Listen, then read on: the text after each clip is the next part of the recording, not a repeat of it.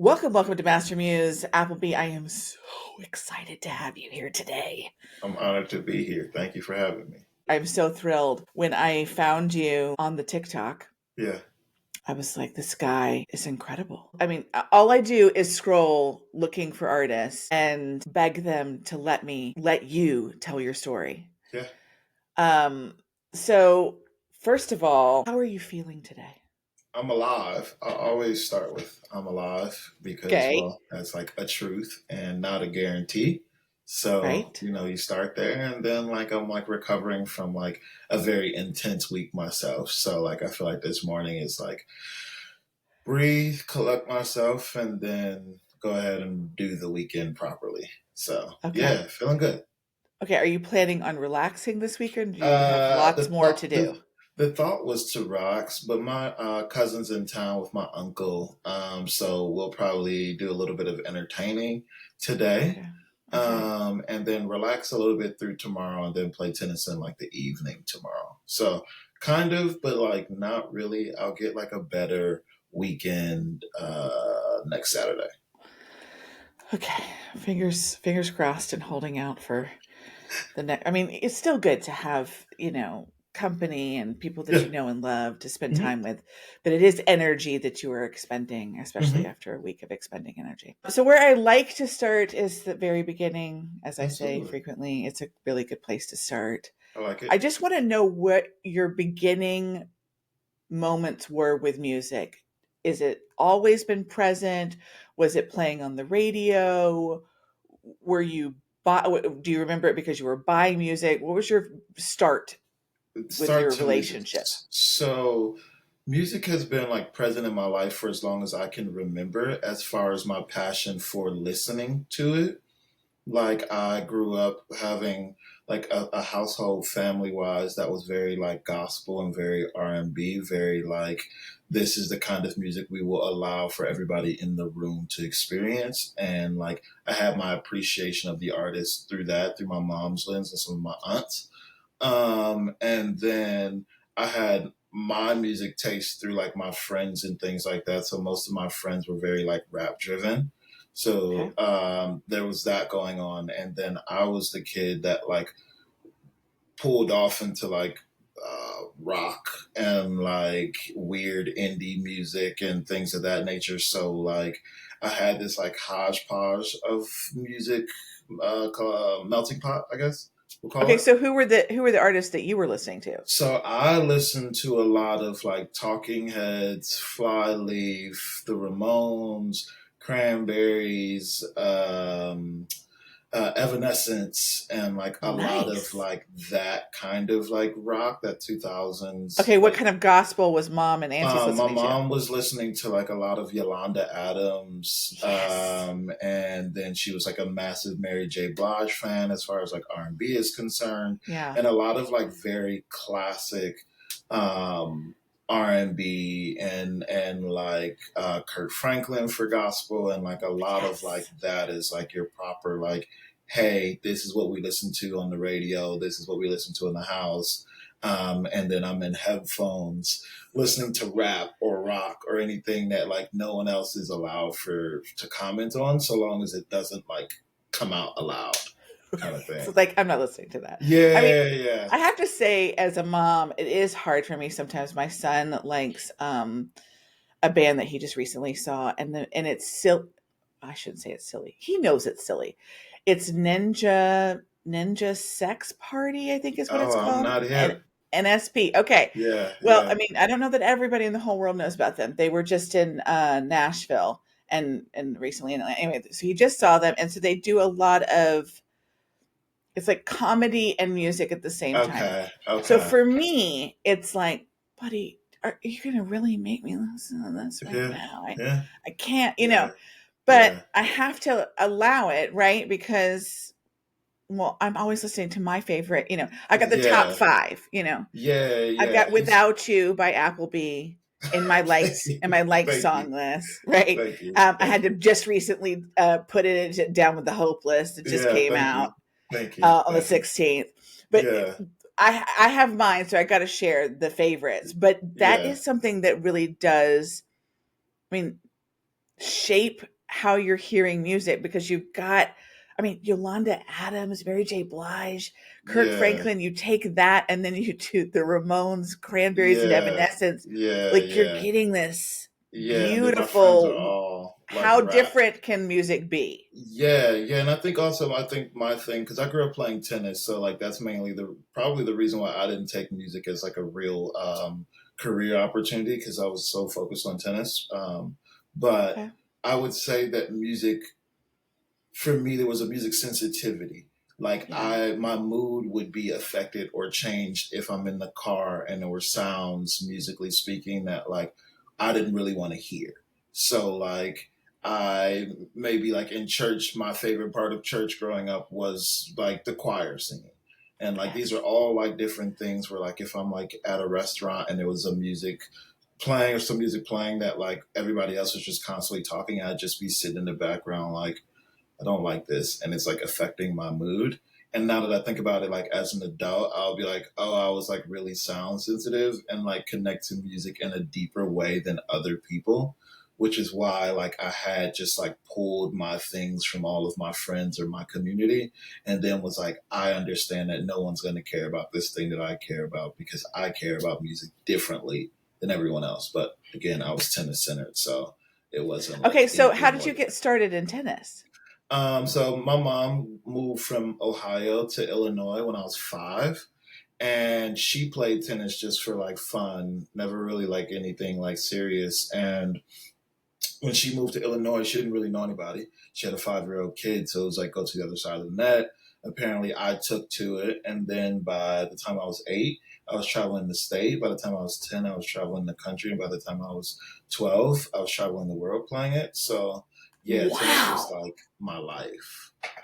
Okay, I love when people tell me, especially they start with one thing. I've had some people that were like, ice capades kind of thing, ice Oh, skating, like all crazy! just different things where Yeah, they're yeah. some sport that they're focused on, and then music Hmm. comes in later. And I wonder if there's a correlation with the discipline of Hmm. practice Hmm. and passion, those two Yeah, things together that make you good, especially when you go into the music industry, because you got to have some tenacity yeah, one and hundred some percent. and some drive. What was it like as a young kid traveling the world? Did you understand that it was a big deal? Yeah, I mean, like I've always been a pretty like precocious child, so like I've constantly been like very aware of like one the privilege of being able to do so when we didn't have a whole lot of money. So tennis and getting good was also to like pay for college. So you're sacrificing very early on financially. My Yeah. mom is a single parent, and then I'm taking it serious where it's like this isn't money just going into nothing. This is money into like eventually being sponsored by clothing and rackets and travel, so that alleviates some of her pressures and then paying for college, which would alleviate the main pressure of a parent that wants their kid to go to school. And so there was that. And then there's like the idea of when you're like a kid and you're career driven, because I think that there's a difference in sports when like you're playing it for fun with your neighborhood friends. Right. And then there's the like, you wake up 2 to 3 hours before kids in regular school to practice your sport. You go to school, you leave school, you practice again, you finish your homework, you go to bed, you repeat process. And it wasn't until I went to tennis academy for school that I like for high school that like I was understood to a degree, because most Mm. kids as like whether it's a joking habit or a bullying trait or whatever, it would be like when you do something different than everyone else, then it would be like, here comes the kid that came back from London. And of course, some of it is like a joke more than it is like real bullying by any means, but they kind of make you feel like you're doing something wrong, I guess, Right. I mean, more than just there's like, no room for other in with yeah, children. yeah, If you're not yeah, exactly yeah, the same, if you don't like the Nikes, if you're yeah, not yep, interested in baseball, like I don't understand why yeah, you're interested in tennis. I don't yeah, understand why you can't, come and do Beyblades with us or or yeah, yeah, whatever it is, 100%. any kind of other. Yeah, And it's like the kids, they are the bullies that go, let me point out what's weird about you. yeah, yeah, And but it's I not loved until it. we're adults that we go, oh, that's the cool shit. 100%. Yeah. But like, I was one of those kids that loved what they did at that particular point in my life. So, like, it never bothered me if anybody said anything related to it, because, like, tennis was my form of control in life. Like for me, getting Mm, good at the sport was about like my world was in chaos, and like tennis was the one place in my life where like I could step on the court and learn how to develop the skill of placing a ball in a certain corner 15 times in a row. And like I think that version of control alleviated the lack of control like in my like personal life kind of thing. mhm. And then just my natural desire to get better competitively speaking, the two went hand in hand. And so I was always good with 10 hours on a tennis court because I was 10 hours, I was less in the other Taking the things. pressure off of Yeah, real yeah, life. yeah, yeah. So I loved it, and that's why music was the background for me. Like I think it was a true love, and I Right. needed it every time I'm training. I loved it when working out or running or whatever. But it wasn't ever like, hey, you're singing, or like, hey, you're rapping to these songs. Like you should think about this as like a career. Did you think that you would be a tennis pro? Yeah, that was definitely the Yeah. goal until I sadly burned out. And that's just from like the years of doing something at a level that I was at. And I was probably one of the few athletes that wasn't robbed of whatever their career could have been from an injury. It was just purely checking out mentally and realizing that my mental was at risk, and Mm, like I needed to step away. And then stepping away was like the best decision ever made. However, what I experienced is what I imagine like people of a certain age experience, which is like an identity crisis. Because I spent yes. my entire life looking at myself one way and being seen only one way. So in stepping away, you have to readjust like your identity, and everybody's putting pressure on you. Because in my case, I didn't get an injury. It was just like people being like, "Why aren't you playing?" And it would And be how old like were you at that time? 17, 17. So right before college. Worst time to do it, Yeah. but yeah. Well, Um, maybe not the worst time to do it before you head into more investment. And yeah, also, I feel like 20s are such a weird time for a lot of people. You're yeah, already feeling like you're supposed to have it all figured out, and you're not, but you 100%. feel like you are. Yeah, So maybe yeah. best that you realize that right before. Yeah, I think it depends on how anybody might look at it. Like for one, it was like this was going to pay for the best schooling and things of that nature, just based off where we were at and the amount of time put into it. So again, like not the best timing, but Mm, timing necessary because it was during most of my college visits, and one college visit in particular where I was like, I know that I'm going to end up quitting in 6 months, which means that I'm going to sacrifice this $70,000 a year scholarship for most of these top D1 schools, and now you're looking at it like you're wasting an opportunity for somebody else that will really obviously love and enjoy what the school mm, system is, but also take advantage of what the scholarship is. And if I'm factoring around like a team being built around me, then I'm actually like ruining the team to a degree. So wow. it was best for me to step away, mainly for me, but also thinking of the team and what it would do if I also quit during the middle of it. So it was just more Okay. like a full encompassing decision. Okay. Here's what I'm hearing, and tell me if I'm wrong. Even at a very young age, you were carrying lots of responsibility on your 100%. shoulders. Yeah.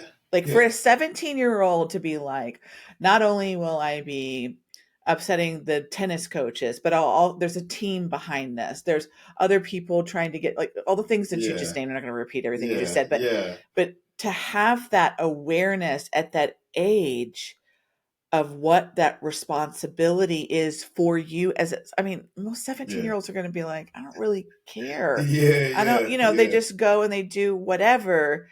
Yeah. What do you think that's a personality trait, or do you think that was born out of the way that your home environment when you were growing up?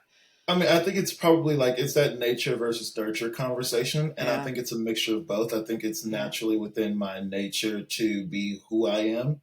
And then I had an amazing parent. My mom is an amazing person and raised me to be me, and never tried to erase me from the way she was raising me if we had differences. Mhm.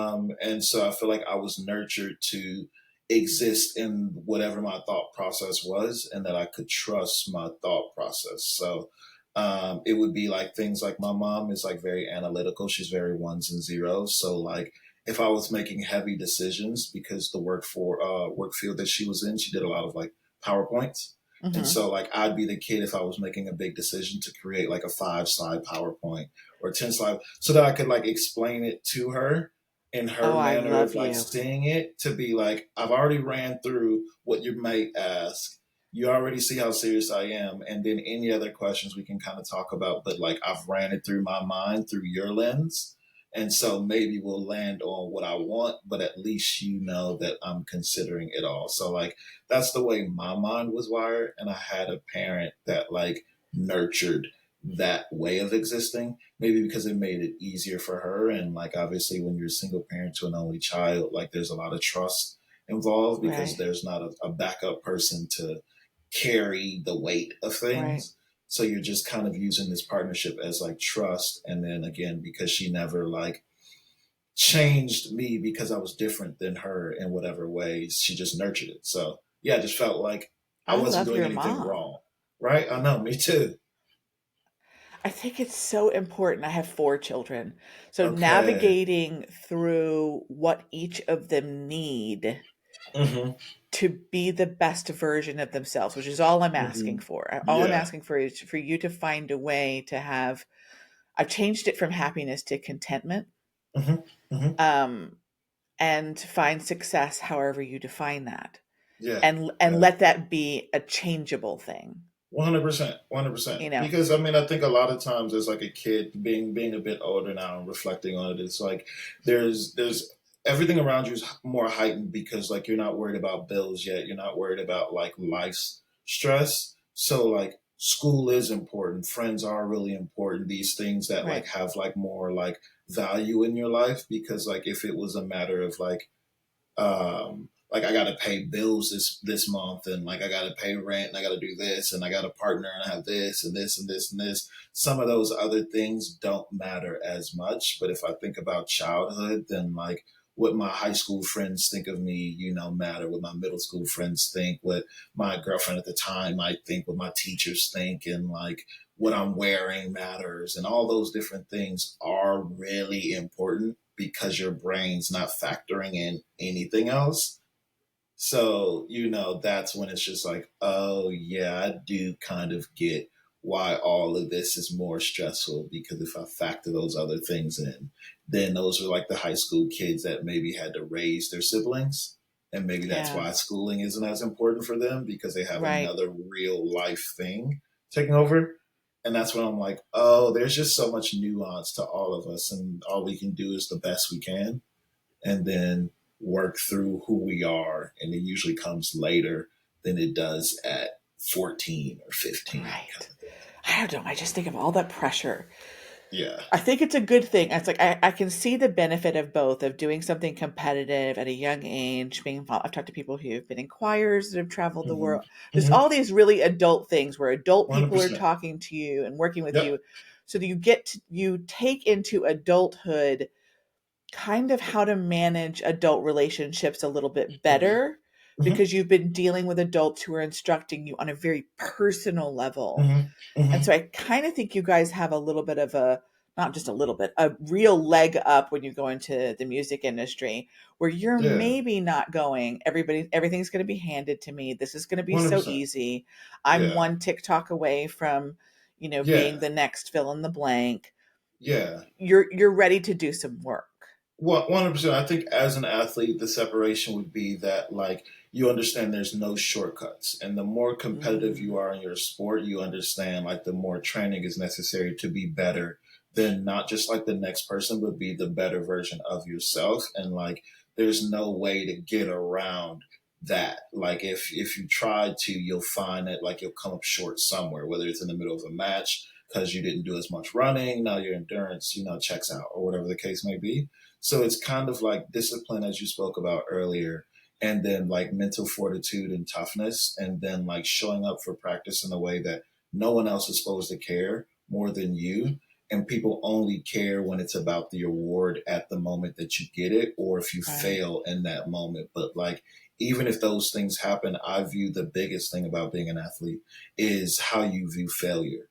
And that, like, okay, cool, I've learned from what I did wrong, and then I'll go back to the drawing board and figure it out.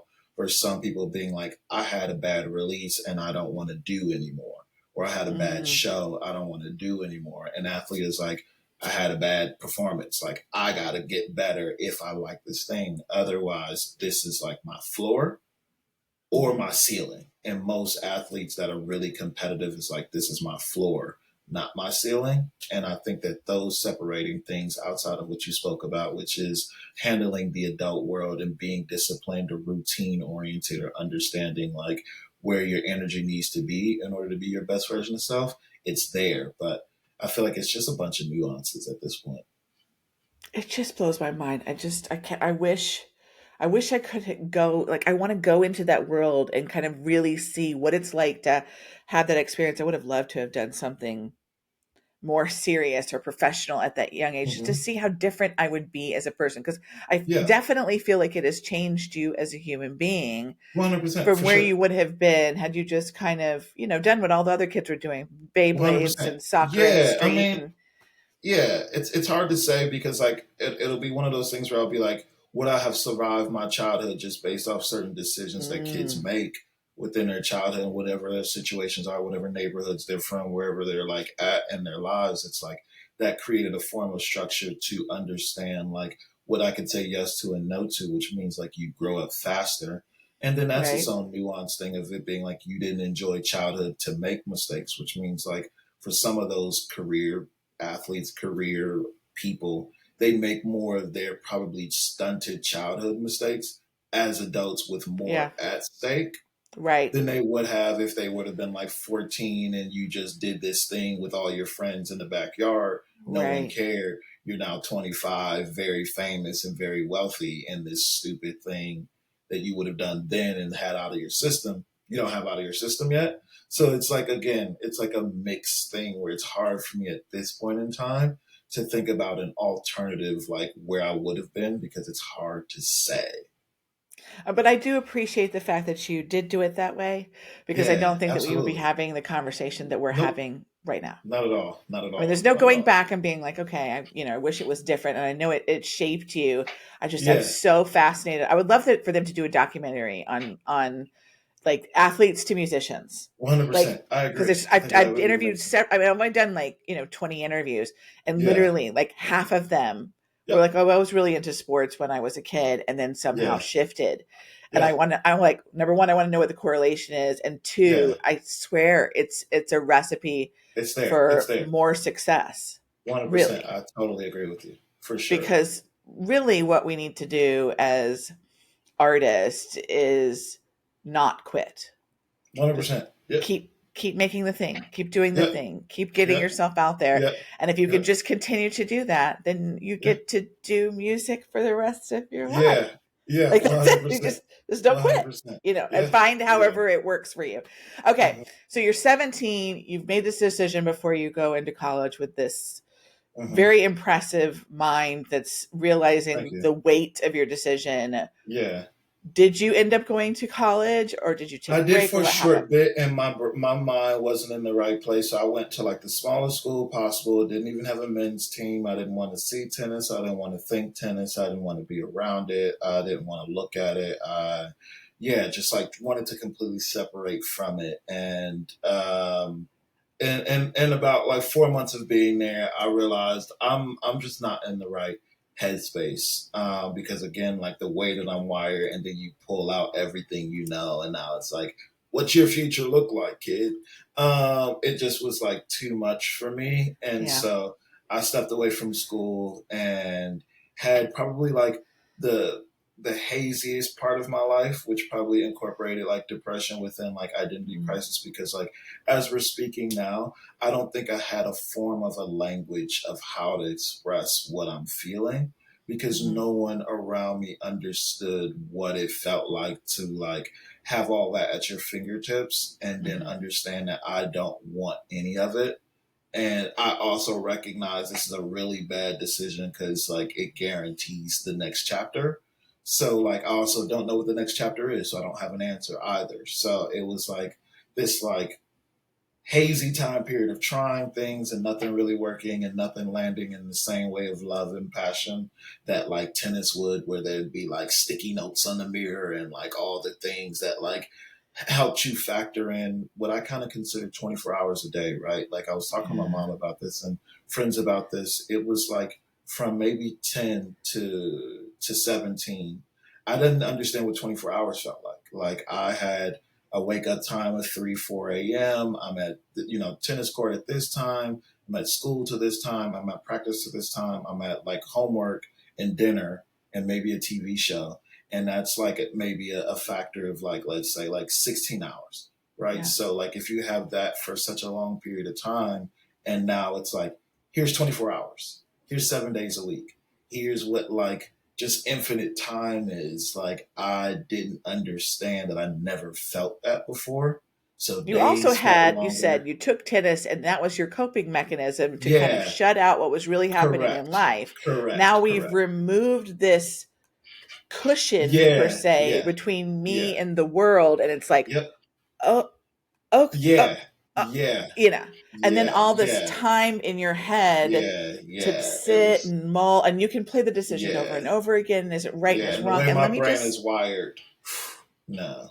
And let me just say, as it's just as a person to you, and I'm sure Yeah, you're really aware of this, you deserved grace in that time. for You, sure, as for your sure. Thank person, you, deserved grace thank you, to thank you. just be hazy and be Yeah, yeah, lost because it's yeah. just part of the journey.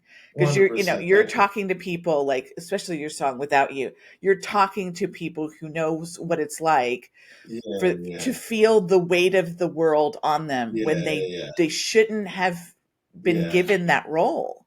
yeah, And yeah, without yeah, that experience, how could you yeah. speak of it? How could That, you can't speak to that. So part yeah. of your Thank you, journey, and let's throw a whole bunch of grace on top of your for sure. Thank hazy you, period, which I'm for sure you do sure. yourself, but I just want to Yeah, yeah, that's a say that. practiced habit now, and I appreciate you saying that because that's kind of like the way that I exist as a human today, and kind of reiterate to others when we're talking about particular times in our lives, and so like you're talking about, like led me into music, and in particular on a night where I was listening to The Weeknd, who was like one of my favorite artists at the time, and I wanted to like.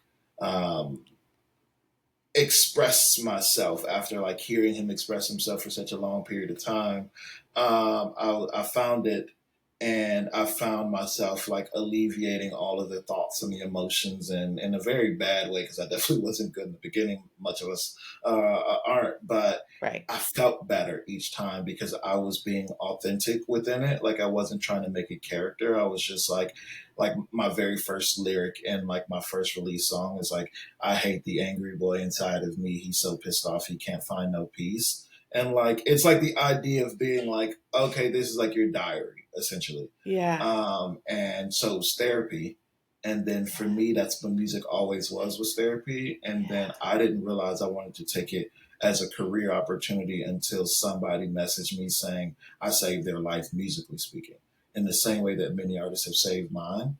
And it was like, oh, that whatever that is, that's something that I think we can build on. I can use this as therapy, and then and putting it out in the same way that you're talking about, like a Without You, is to help people see themselves and extend a bit of grace to themselves, or find words for how they feel or about their experiences to maybe help them better here, kind of thing.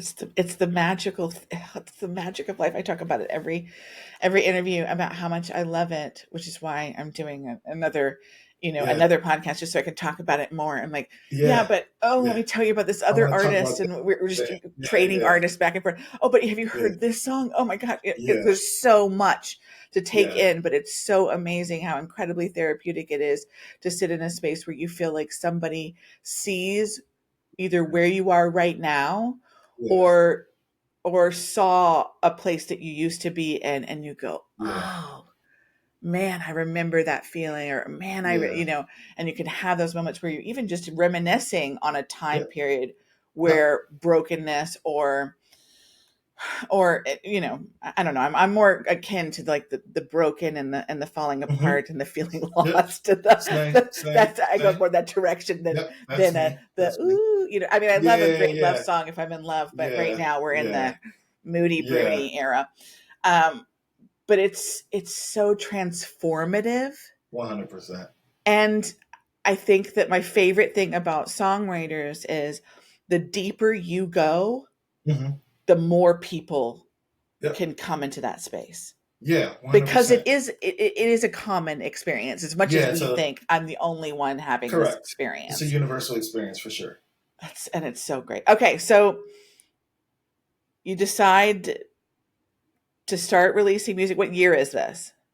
I started testing out music in December 2013, and then I Okay. spent like 8 months in my bedroom writing to music via GarageBand and recording it via the internal mic of my Mac Air.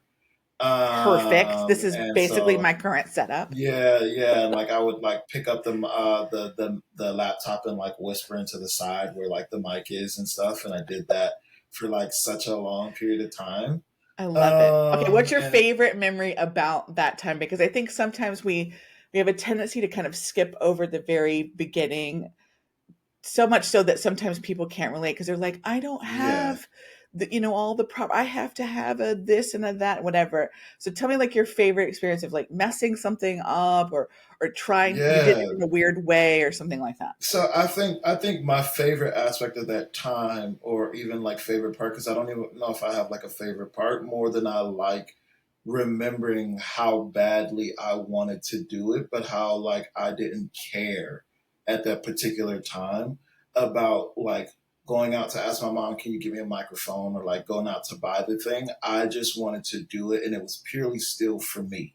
Like there was Oh, was no one that was invested in it or involved in it. So like endless searching type beats on YouTube, the weekend type beats, this person type beats, and like finding one, being like, I don't want to pay for it yet because I don't know if I like it. So like let's just YouTube to MP3. Let's drag that into like, garage band, right. and like let's start writing the lyrics on the side, and then I have something cool, and I'm like hit record, and I'm whispering in the laptop, and then I'm like, that doesn't sound too good. I'm too close. I can hear the like lips or whatever, and I gotta like do it from further back, and yeah.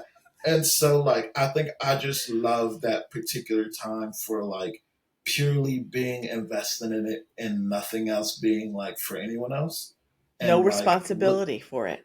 there was no wrong, there was Just no for right, you. there was just me. And that's where I think about like back in the athlete days, or when you're like doing something at the park with your friends, there's no one really involved or invested more than just you. And so like that's where like music is to me at its purest, and the more you do Yeah. it, the more you try and have to get back to the purity of, Right. this is my expression, this is the way I want to express it, this is what I'm comfortable with, and like that's it. And like playing in studio versus like, what are my team gonna think, what are my audience gonna Right. think, how much money is this gonna make, is this a viral sound, is this a viral melody, is this a story, whatever. And it just like takes away from it being like, is this you? Do you like this Right. thing? Do you connect to this thing? You can write another song tomorrow. It's okay, Right. kind of thing. So that's what I think I like most, was just the purity of What a it. fantastic answer. Thank you. What a great. I just think I think a lot of our lives where we can find the most mm, clarity Mm-hmm. are moments when we think less about the noise, the Mm-hmm. sound of everybody else, and more Mm-hmm. about how does this make me feel. And it Mm-hmm. reminds me kind of being a child before you let the world in with all of their opinions, right? Mm-hmm. And it may go a little farther back for you. You may have been 100%. in Yeah. kindergarten before Yeah. where Yeah. that part of Yeah. it. But there's certain parts of my children's lives where I see what they're doing and I think you're not thinking about what anybody else thinks about what you're doing. Yeah. Yeah. You're in Yeah. a moment where they're dancing or they're singing or they're playing on the floor, whatever it is that they're doing. And I think this, I wish I could show this to you when you turn Yeah. 14 and you Yeah. think that it matters so much what, Yeah. John and Tom and Mary think Yeah. about you. When, Yeah. oh, look at the core of you. It's so beautiful Yeah. and magical and divine, but we get pulled away from it. And so then I feel like we spend the rest of our lives going, now hold on. I Yeah. think I'm I I think agree. I'm missing the picture here. 100%. I 100%. forgot that this is what it's all about. Hold on, let me get out and take all of that noise away Yeah. so that I can remember being in my room. on Yep. GarageBand singing into the mic. Yeah. Like you need Yeah. that as a visual. I Yeah. would have Yeah. somebody who loves Appleby, please draw a picture of him whispering into the mic of his Mac laptop, please. Send It was him a that thing. graphic so that It he was a can put thing. it in, wherever you go and just have it and Yeah. be like, that guy is making music today. Yeah, no, thank you, thank you. No, those are things that I definitely try and hold in my mental whenever I'm spiraling. And it's It's like let's so try and go hard. back to that person, to that time. And again, it's just a practice effort and a Yeah. practice habit more than it is being like I can do this every time. It's just like a hey, I think this is where you're at. This is where I think you need to get back to, Yeah. and hopefully it works. Okay, so 2013, we're doing the garage band, this whispering Yep. into the mic. Man, that is it's a real stark visual in my head Yeah. right now. If I could Okay. I like draw, it. I would sketch it real Yeah. quick for you. Yeah. Yeah. Okay, and so what was the next step? Because the first thing that I see Yeah. on Spotify, it comes up in 2016 with Raven It's Lene. Yeah, yeah, yeah. How So did we we get to had that point?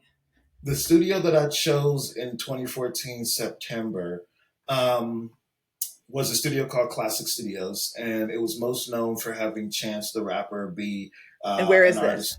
Chicago. Okay, So this is in Chicago, and it was a studio that I didn't know about Chance the Rapper being connected to it. I knew about it through looking online and being like, this is a very affordable engineer that's going to mix my terrible bedroom records.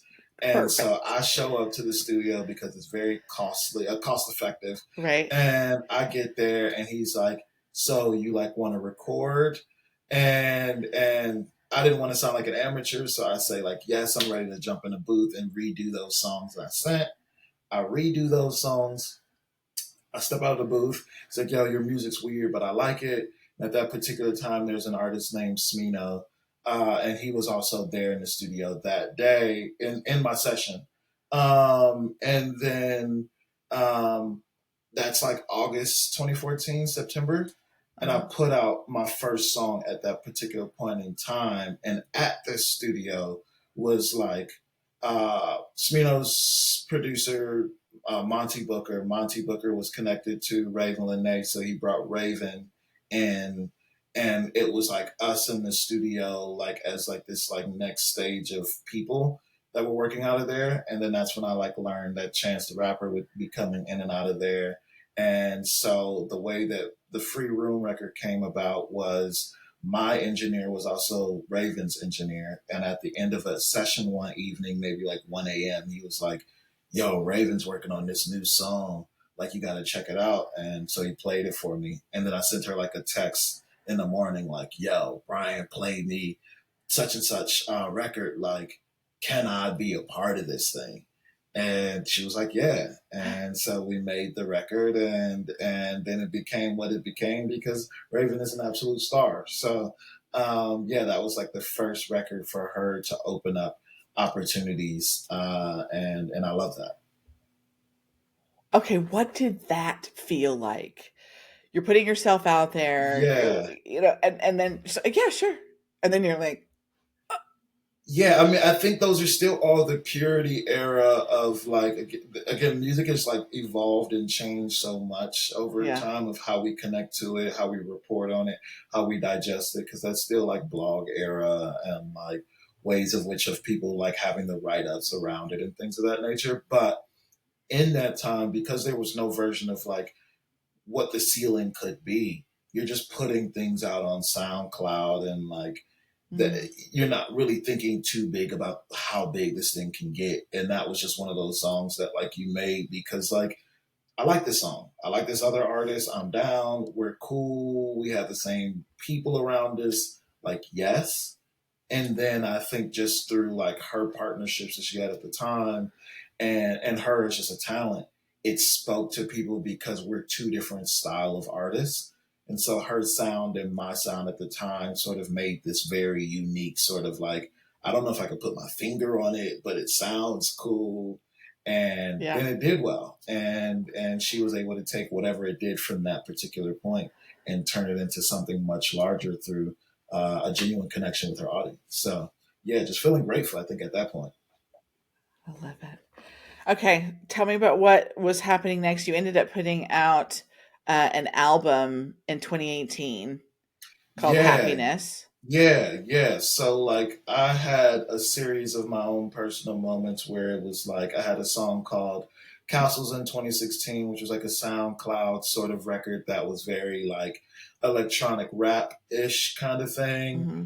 And that wasn't really me yet, so I'm still trying to find who I am and what it is that I want to say in music. And I had a session in 2016 with the producer of that song, Castles, called his name is Elias Abid. And at the end of the session, he was like, "Yo, this song that we had just made, which is based off one of my favorite movies, Almost Famous." He was like, "Yo, this song sounds like Coldplay Shiver," and I was like, "Okay, cool." Like, because I didn't grow up with Coldplay, so like I have no frame of reference, but he Right? You're did. like, cool. And Okay. my Yay. nonchalant attitude, because I am very like, okay, like it doesn't. If I'm not into it, you can very much see that I'll just be like, okay. And like he didn't like my response, so he was like, "No, you have to listen." And Oh, so he stopped the session, played for me Shiver, and it was like fireworks in my brain. It was like this is like the greatest sound ever. Who are they? What's going on? And then like he played a couple other songs, and I was like, oh, I heard this song on the radio, but I didn't know who they were, kind of thing. right. And that summer, because I was introduced to them through Parachutes, which is their first album, I listened to their first two albums, Parachutes and Rush of Blood to the Head, that summer on like loop because I wanted to learn how to write like that or how to sing like that. And so that's how I like learned how to sing was like listening to those two albums. That same summer, we were in London for a short bit and got the opportunity to see them free of charge at Wembley Stadium. And it was that experience that sort of changed me from like a creative standpoint because I had never been to a stadium show before. I had And Coldplay never, knows how to do it. and Coldplay definitely knows how to do it. And it Yeah. was the first summer of me being a fan and knowing at least a segment of their music and having my personal connection to it and at the precipice of me changing as an artist. And so when I stepped into the stadium and like all the coordinated watches go yellow or whatever, and you're just like looking at old people, young people, black, white, everything in between, and like get emotional to these songs that don't really surfacely present as this is a pop record or this is a special record. They're just like emotional like outpourings that like match a human being's experience and gives them a word or a sound for it. It was like whatever this is, I don't know how to do any of this, but I want that. And so like leaving London, it was like, how do I achieve that? You got to go to the beginning. You have to like start with just very basic guitar. You have to learn how to like write a song. You have to learn how to like create an emotional connection to your sound. And that was the start of me. And Happiness is me making the very first iteration of that. I went and saw Coldplay in 2023 for the Amazing. first time Yeah. at I don't know, it was at Mercedes Benz, so Yeah. a stadium. Yep. And I went in there, and it was like right before we were going on vacation. And I know not a ton, but a fair amount of Coldplay songs. And I Yeah. actually did I have another podcast that I did called 3 Degrees, where I did the relationship between three artists. So I Yeah. did Oasis, Oasis, Oasis, Coldplay, Louis Tomlinson. Those are three people that I kind of Yeah. compared that Yep. had some relationship to each other. I think that was or maybe that was something else. Anyway, Coldplay was in there. I can't remember who I put him with, but and I remember getting into a thing and I'm thinking this is going to be good. I mean, Chris Yep. Martin is the most adorable human being. Yeah. Yeah. I'm going to love this.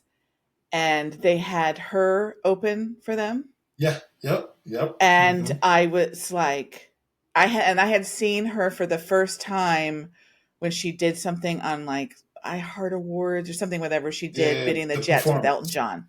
Yep. Yep. And Yep. that was the first time I'd ever seen her perform, and I was like, Yep. "Who is Is that? this?" Yeah, she's a Like, musician's musician. Like, holy cow, like blew yeah, my mind. yeah, Anyway, so she yeah, comes out and that's incredible. And we all have the bracelets, and I've never been to a concert with the bracelet thing. yeah, yeah, That was yep, the first yeah, time I've ever experienced. And when it started happening, I was like it's yeah. not necessarily vibrating, right? But I No, felt a you feel it. vibration. You feel it because like the way I kind of describe it to people is that like when you're in a stadium or if you're watching a show or you're at any version of a show and like the artist will ask for like flashlights, right? Right, And like some people don't pull out their phone, which right, means like there's an overwhelming amount of flashlights, but it's not all of them. And so, right, like, it would be this idea where you could feel the amount of people actually in stadium and being on the same page of connectivity through it. And it's like coordinated with whatever their performance is. And it's like, oh my God, like we're one. We're actually right. one. And that is what those moments are to me. But just taken up a notch because like it's Coldplay and their budget is absolutely insane. And like the coordinated watches comes from like a fan. That was like made by a fan that they ended up Thank you, fam. right? Like they ended up being able to take the idea, patent it, and then turn it into like what it is now, which I think is It incredible. made me feel like it felt like live glitter, Yeah. like we Oh, were all yeah, yeah, yeah. like Yeah. reacting and falling and moving and being, and I was Yeah. like, this is what glitter feels like. Glitter's Yeah. so happy. Yeah. One hundred If I percent. One could hundred be percent. glitter, that's how. Yeah. Yeah. Such a cool experience. Okay, so I'm so glad that Coldplay played such an intricate. Yeah. Um, Yeah. is Yeah. I intricate loved the it. right word? I don't know if that's integral. Integral. Integral. Integral. Thank you. Integral. I do Yeah. intricate and integral. Mix those Yeah. up. Thank you, perimenopause. Bless it. But I'm so glad that they had such an important role because what a great band. Number one, Thank you. they're extremely talented. Number two, Yeah. they've had real conversations about how to keep their music alive and how to keep their band Yeah. healthy, Mm-hmm. the Mm-hmm. mental state of each other.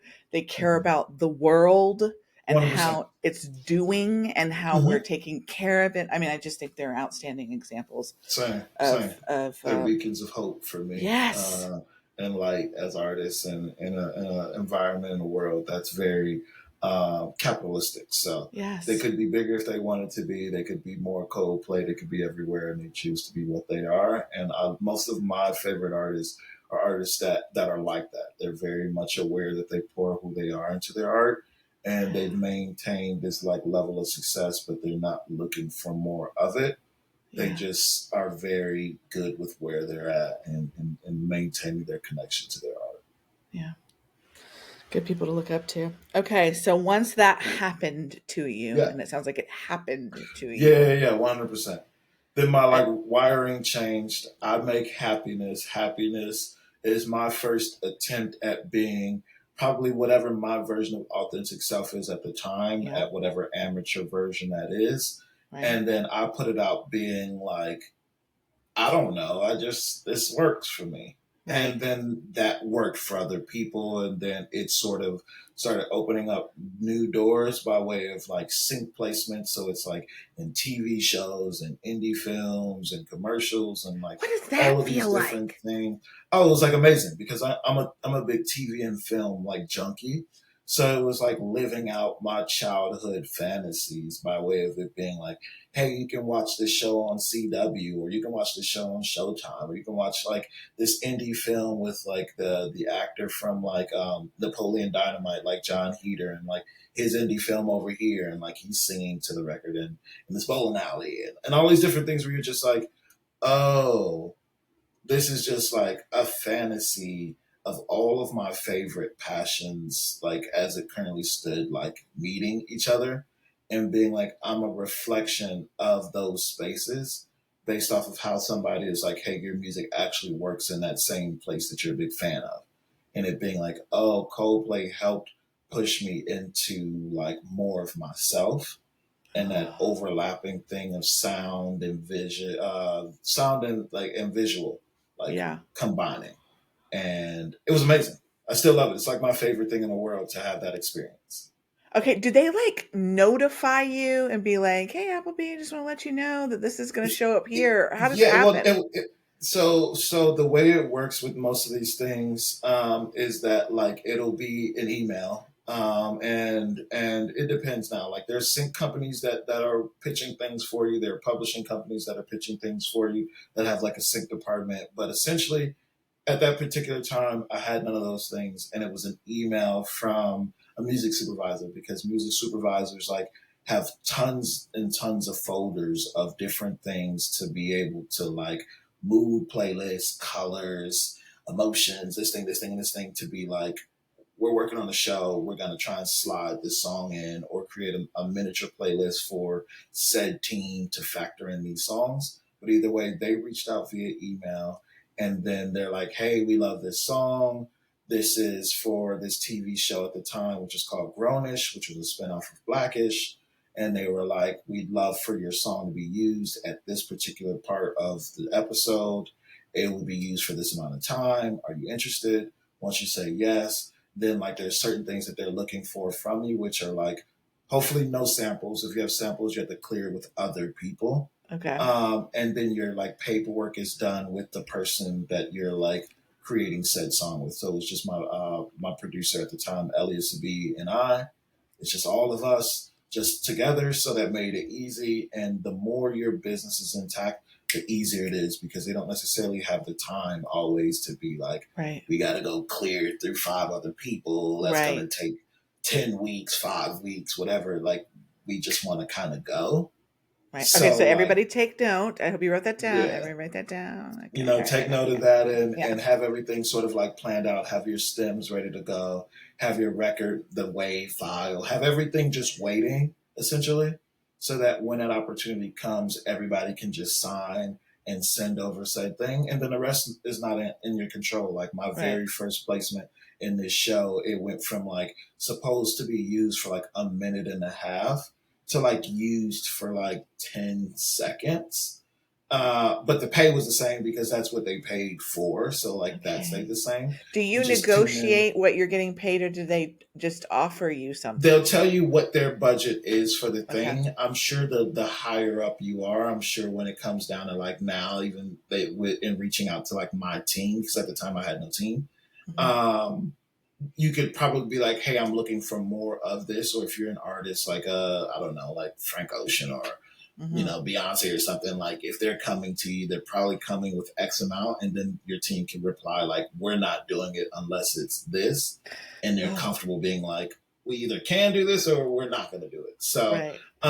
at that time, it was just like, yes, Yeah. and so Exposure. Did you see yeah, a boost in your streams or in your sales?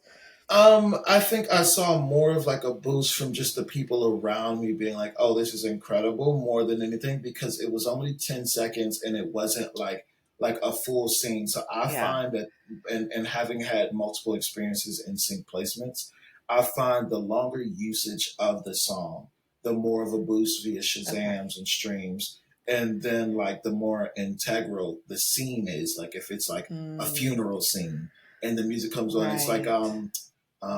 Charlie Puth and Wiz Khalifa when they did like "See You Again" within Fast and Furious series when Paul Walker had just passed away, and Mhm. it was like an ode to him.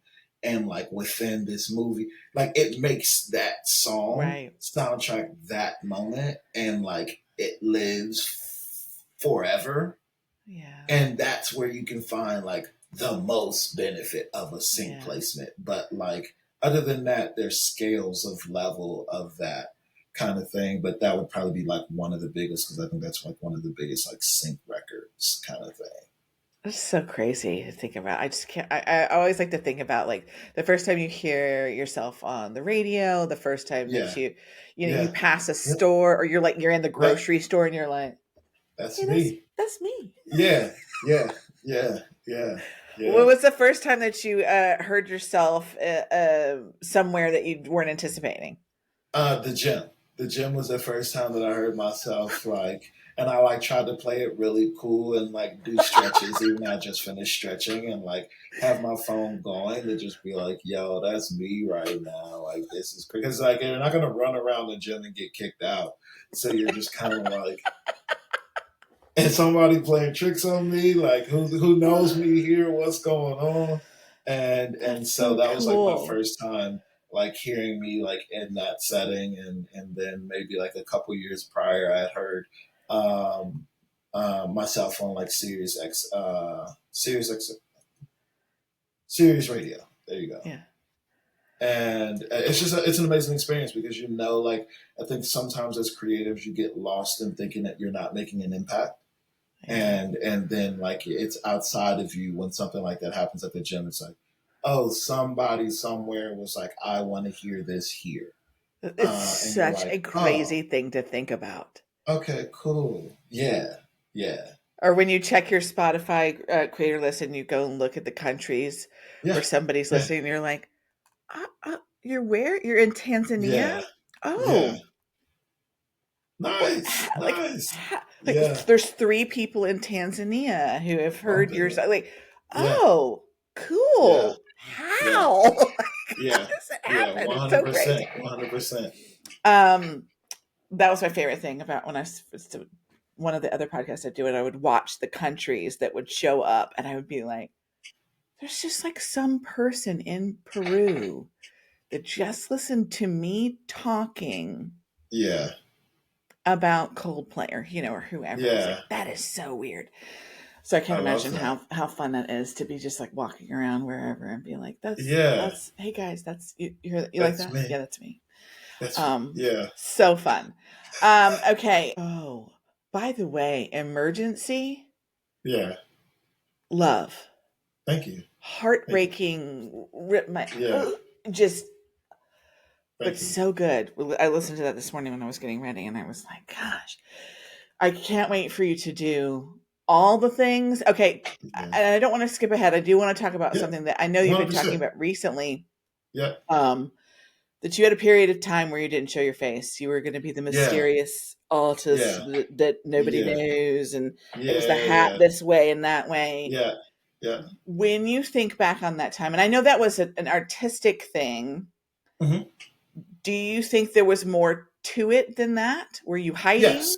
yeah. I mean, there's like in going back and like redefining that time for myself, just like reliving it, like seeing the photos and being like, okay, cool, like I want to talk about this, but I understand now where I'm at today, what was really happening outside of the main decision. So, like, first decision in hiding my face was that, like, I didn't tell my friends or family that I was making music. So, like, no one around me knew. And so I didn't want there to be like an attachment to seeing me and then having somebody text and be like, yo, I listened to your song or whatever the case may be. I didn't want to be No robbed judgment. of this thing that I was doing for me. It was the first Hmm. thing that I had found post tennis after all the years to be like, yo, I think this is just for me. And then obviously I ended up picking like my family's name, which is Appleby. It's my mom's maiden name. Um, and so it was like a way to like have my family a part of the journey despite me not telling them. It was Hmm. also like a way to maintain like uh an understanding accountability wise that no matter how big you may get or may not get, like you're screwing up your family's name if you're screwing up. So it's like a way to be like accountable.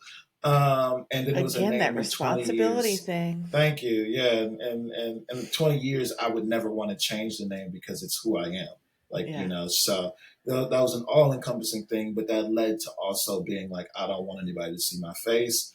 And then it was a thing of the era of the time for it to be like anonymity driven. So Hmm. The Weekend, Bryson Yeah. Tiller, later on Sia, later on her. And like that was just like a shadow time period of like forcing the listener to just connect with the music. And then it's like a marketing tool. But um my thing underneath as I went back was just that I was dealing with identity issues because it became bigger than just the promotion of it online. Was that like in real life I was like not participating in photos or videos at all because I just didn't want to see it.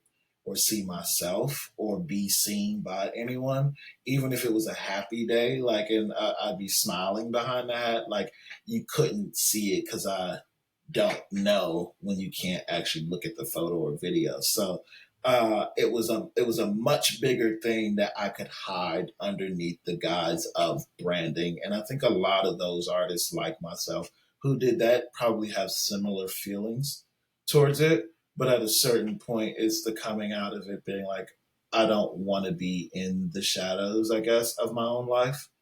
And then you have to reintroduce yourself and grow accustomed to what it's like to be in front of the camera. But yeah, for me, it was definitely a part of like just identity issues and insecurities and a safety net of like, don't see me, don't know what I'm actually feeling, don't look at my own eyes in the photo and be like, you're actually not happy, even if you're smiling, Mm. kind of thing. So it's just a way to kind of mask it all until I became a bit better emotionally, mentally to step out. And then it's taken a long time to understand like where it comes from.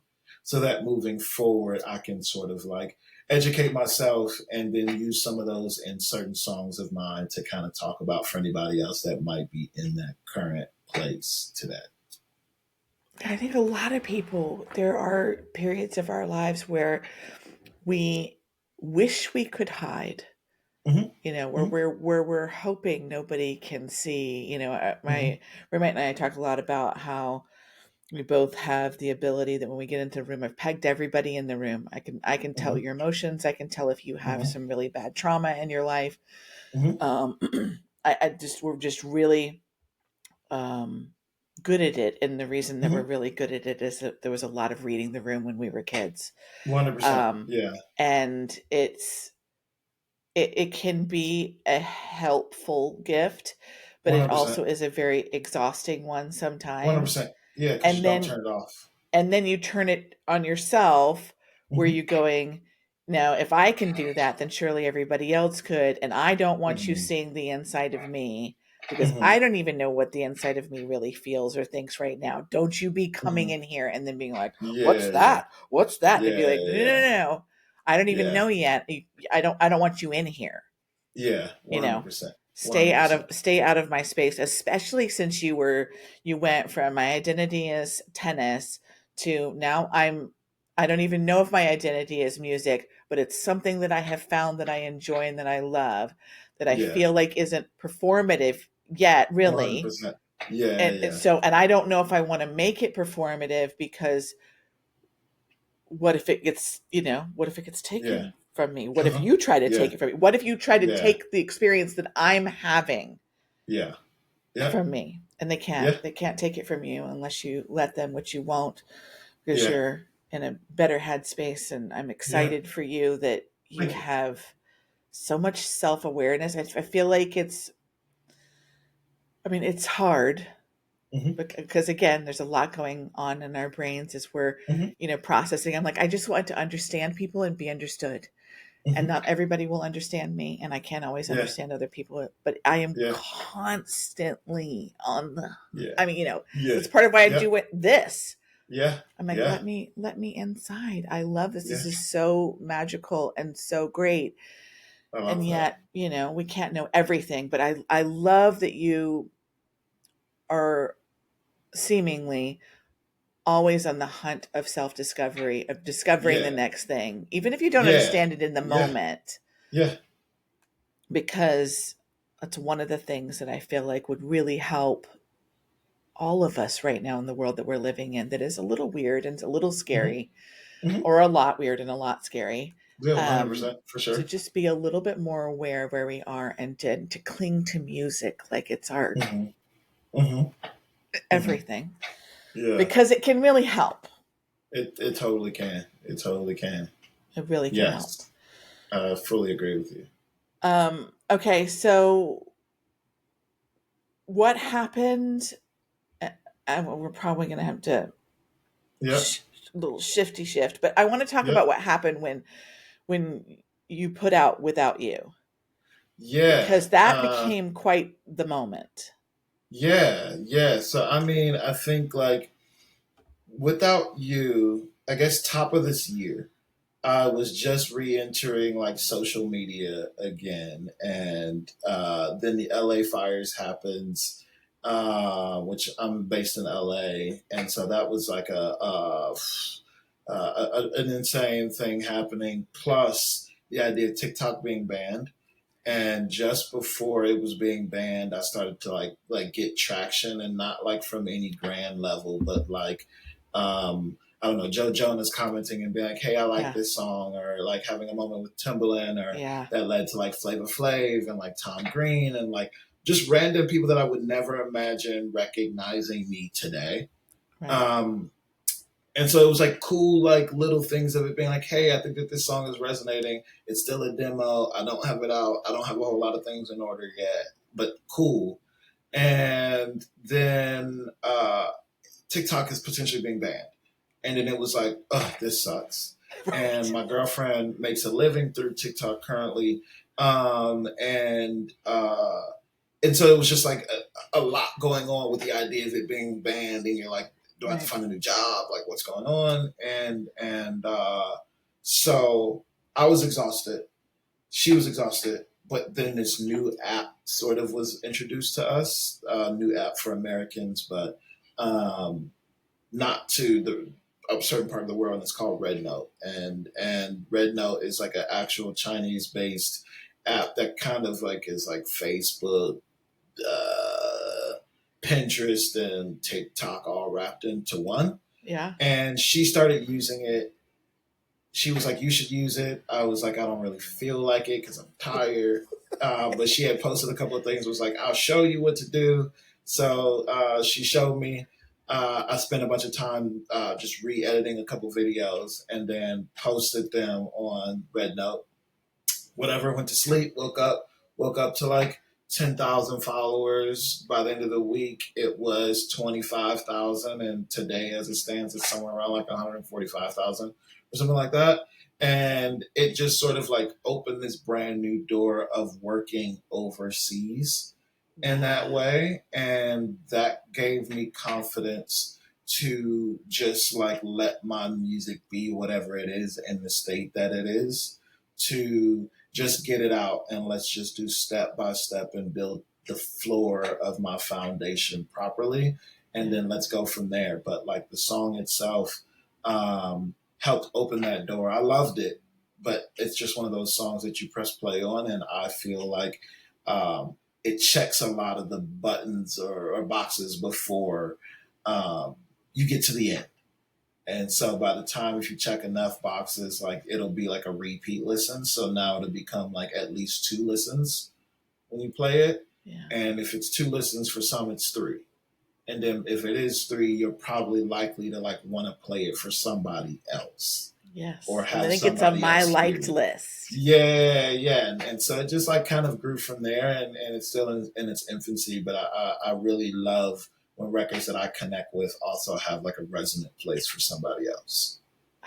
I loved it so much. And then every time I saw you, there was something about your persona that just was so genuine and so real. And I don't know if this is just a marketing thing, but you talked Yeah, a lot about in your videos, like, I don't know where this sits in the genre. Like, I don't know if I yeah, fit yeah, in yeah, the slot that either A, you want me in, or yeah. B, the slot I should be. I don't know Yeah, it's whatever a this career is. struggle that will always be there, and it stems from what my upbringing is that we kind of talked about with the melting Hmm. pot, because that is just naturally who I am, is to reflect these other things and then find my own lens to put it in. And then unfortunately, like as a black artist, there is a way that you're being perceived by the Right. world genre wise before you even like utter anything from your mouth. There's like a perception on what it is, and then once you do, if it's not neatly in that package that everybody is comfortable with, know it to be. If you sing, it's R&B. If you do anything else, then it's rap or hip hop or some version thereof. Then like you're kind of like missing what I consider what your audience would be. So like somebody might be like, hey, that's R&B because I'm singing, because I'm not fully singing pop melody like I don't know Benson Boone might, but Even though I might be singing like a Harry Styles to somebody or whatever, then it'll be considered like R&B. But like I wouldn't consider myself R&B to go on tour with like Lucky Day or Right. her, who's like R&B, Right. and so then you kind of like spend a lot of time being on the wrong playlist, the algorithm Mm, not understanding, so it's not introducing you to the right audience, so it's putting you in front of people that will want R&B. Then they play your song and they're like, this is not R&B. And then you're right. not getting to the pop people who would like The Weeknd or who would like Harry Right. Styles, but The Weeknd is taking him like a long time to finally get to like pop, like full Right. blown pop. And so a lot of the upcoming artists like myself, you just get lost because you don't fit neatly in the box. And so it's finding out how to reach that audience so that you can be perceived in the right way. Otherwise, I think most of those artists at that space and even a bit bigger get lost. And that's where Yeah. like labels don't know how to work with certain artists in that space that don't fit neatly in a box. And now you're just marketing it again to the wrong people.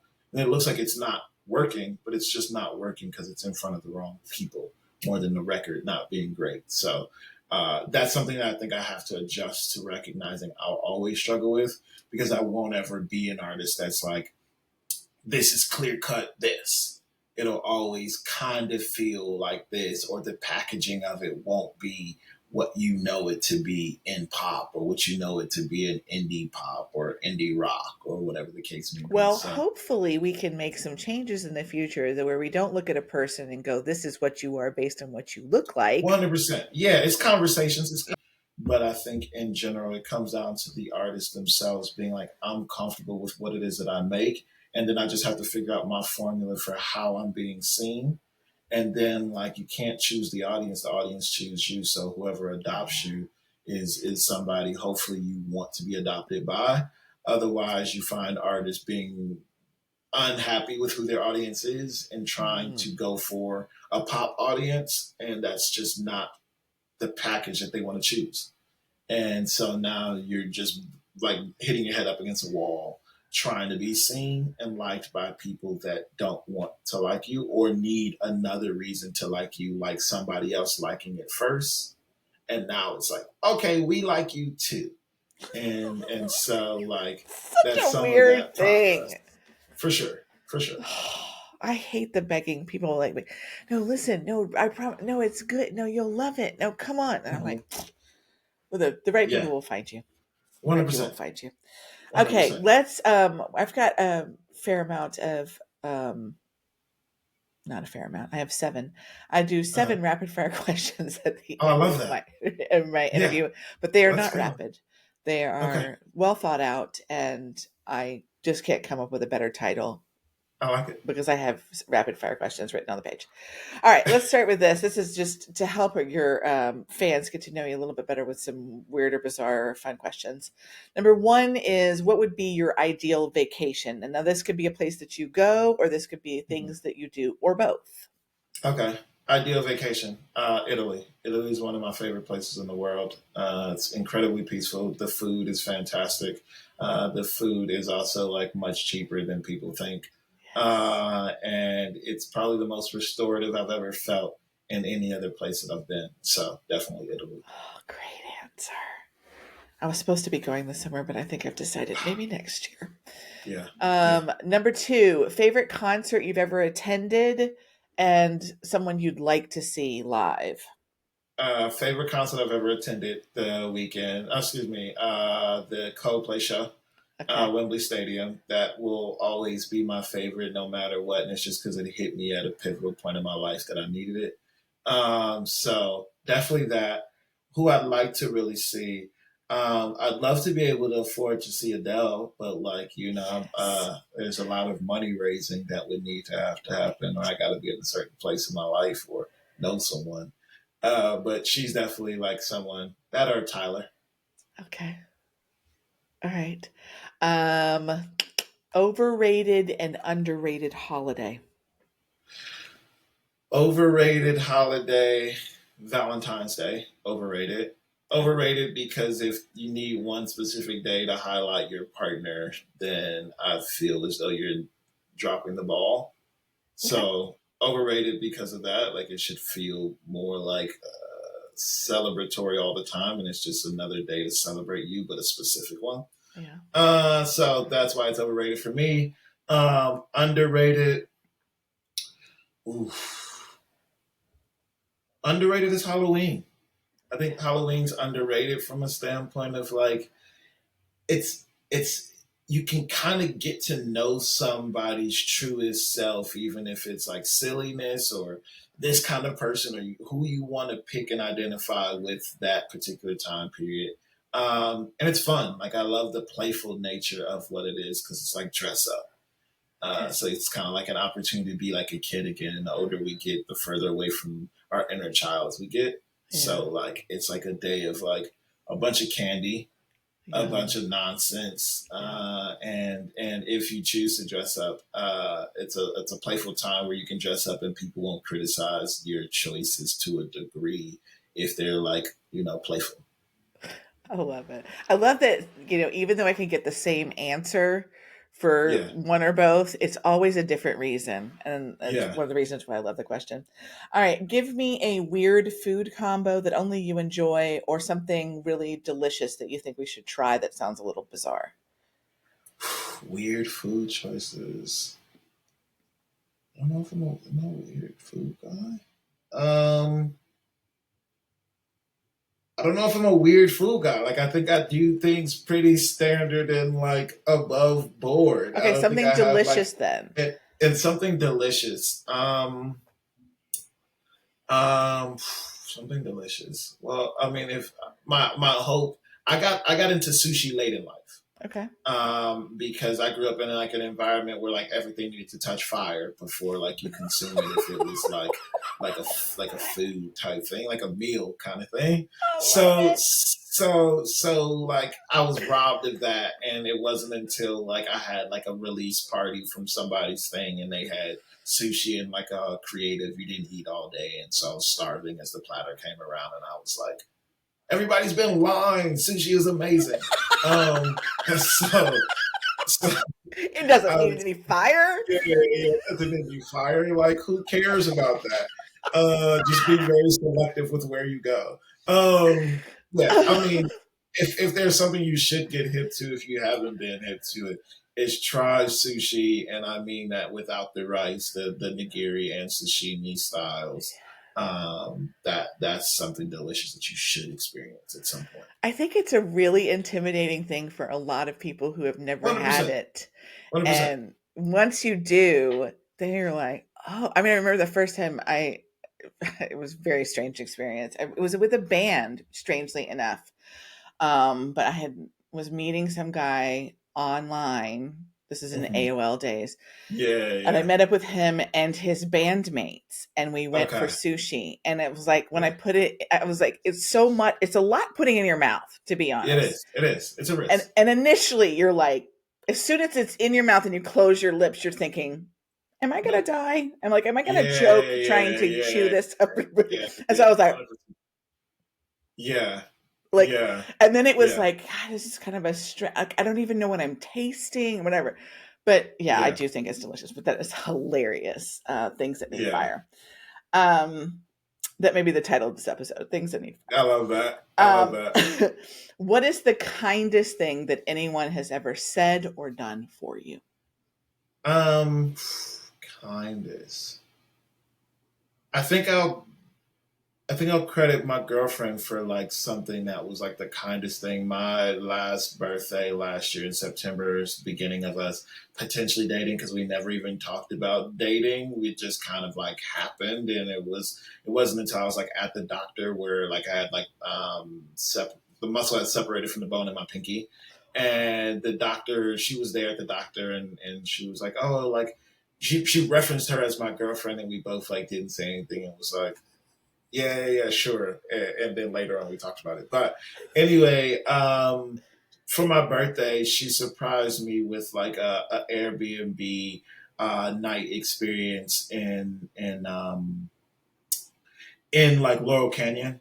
And like this little part of the hills that was like kind of tucked away, and it had like a pool and a jacuzzi, and very gorgeous views and like a backyard with like a TV in the backyard, like one of the like Nice. projectors, Yeah. and I just never had somebody like go out of their way that wasn't like a loved one or to some degree, um, really do something that like I wasn't expecting. And like did that and like surprised me with like a escape room, which I'm a big escape room fan. It was just like being seen for all the things Oh. that I love and not really having to say it out loud. The person was just like, I see you. So like, I know that you like drive in. So let's give you like a personal drive in. I know that you like jacuzzis and pool. Like, let's give you this and like escape. Let's add this in there. Just all these things where it was just like, wow, this is definitely like the kindest thing that anybody's ever done for me without feeling like it like came with strings attached kind of thing. Oh. That's exactly what So we want. yeah, yeah. Yeah. Shouts All we out to need to her. be is to be seen.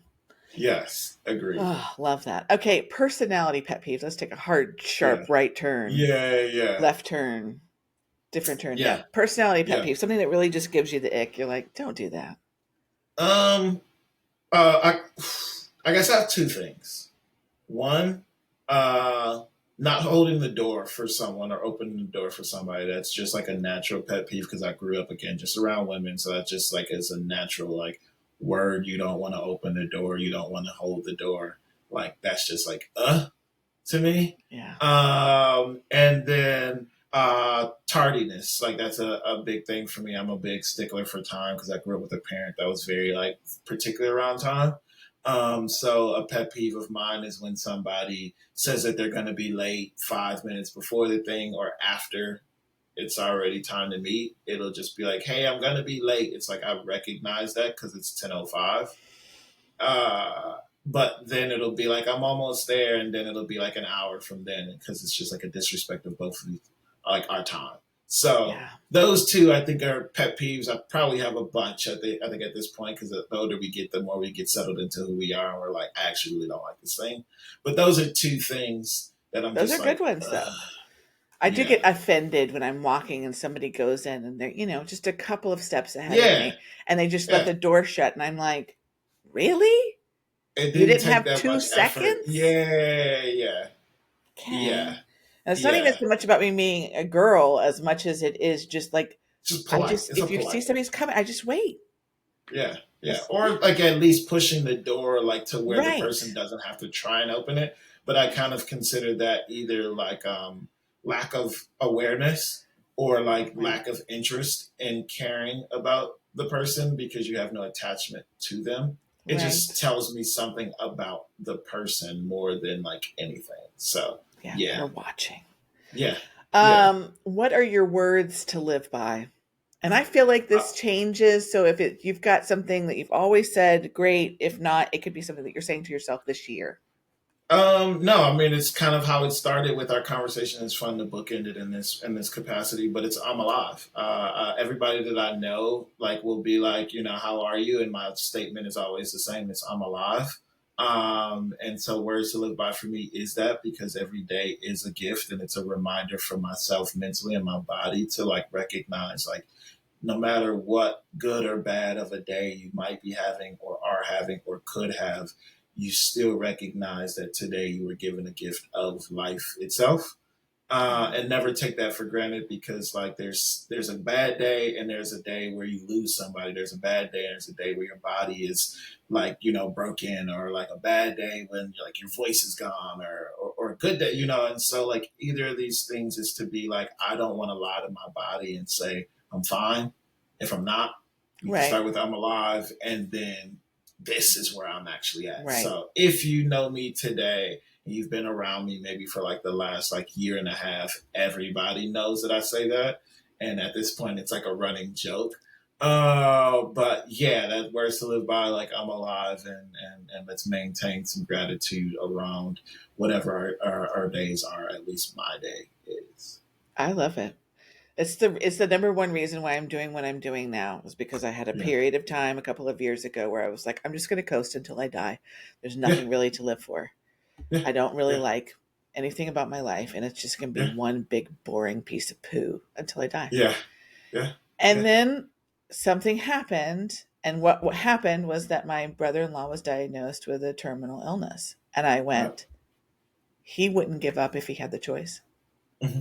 Hmm. and I'm going to voluntarily Give choose up. to Yeah. just coast in an uninterested way, like, and it just Yeah. made me just, I mean, I just flipped the whole bus around in That's one big amazing. giant swoop, and I went, okay, no, no, Yeah. no, we're going to find something to be passionate about and something that contributes, because I want to leave a legacy.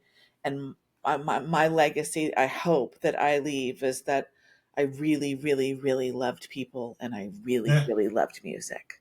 You Well, know, I mean, you're doing the passions that allow and afford for you the opportunity to make those connections happen and like leave that legacy behind. So kudos to you for like flipping it around and sticking with it, which are much easier said than done things to do.